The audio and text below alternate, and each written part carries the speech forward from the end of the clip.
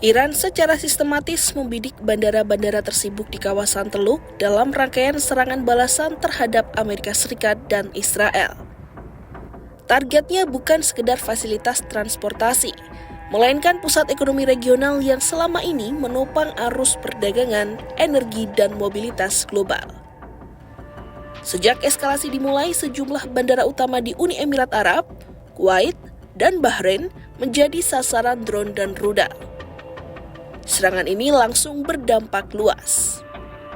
Layanan pelacakan penerbangan Flight Radar 24 mencatat lebih dari 3.400 penerbangan dibatalkan pada Minggu 1 Maret 2026 di 7 bandara Timur Tengah. Di Uni Emirat Arab, drone Iran menghantam Bandara Internasional Dubai yang pada 2024 tercatat sebagai bandara tersibuk di dunia untuk penumpang internasional. Kepulan asap hitam terlihat membumbung dari area bandara, sementara seluruh penerbangan ditangguhkan hingga pemberitahuan lebih lanjut. Iran juga menargetkan Bandara Internasional Abu Dhabi serta Bandara Internasional di Kuwait dan Bahrain. Otoritas setempat melaporkan serangan rudal dan drone yang diarahkan ke fasilitas penerbangan dan infrastruktur penting lain.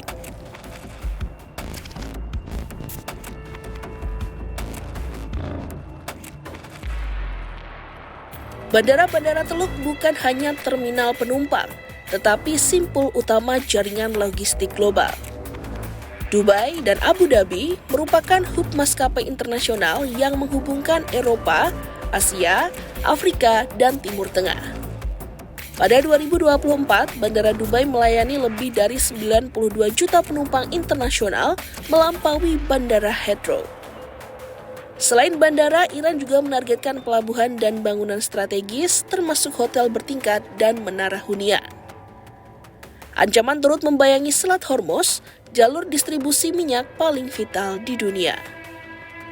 Tekanan terhadap jalur energi global tersebut memperluas dampak konflik hingga pasar internasional. Direktur Proyek Teluk dan Semenanjung Arab di International Crisis Group, Yasmin Farrow, menyebut serangan ini sebagai upaya menciptakan tekanan psikologis dan ekonomi terhadap negara-negara Teluk.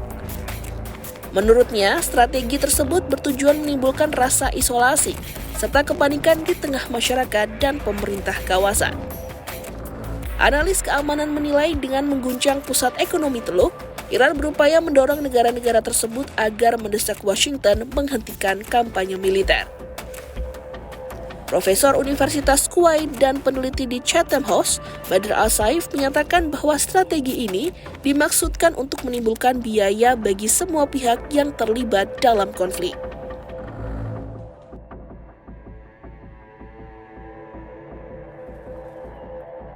Empat staf bandara dilaporkan terluka dalam insiden di Dubai.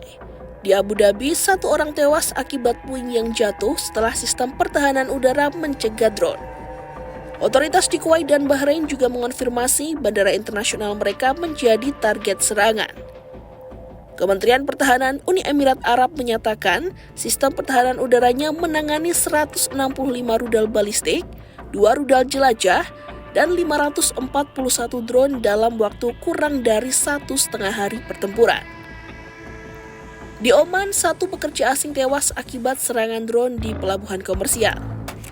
Peristiwa itu terjadi di tengah peran Oman sebagai mediator dalam perundingan Amerika Serikat dan Iran beberapa pekan terakhir. Dampak konflik juga dirasakan langsung oleh penumpang. Sejumlah warga asing yang hendak meninggalkan Dubai terpaksa tertahan setelah akses menuju terminal ditutup aparat keamanan.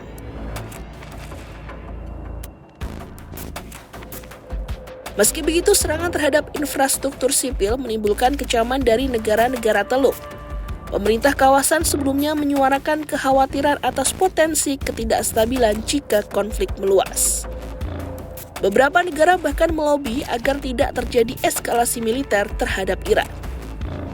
Namun, skala serangan kali ini dinilai jauh lebih besar dibanding insiden-insiden sebelumnya.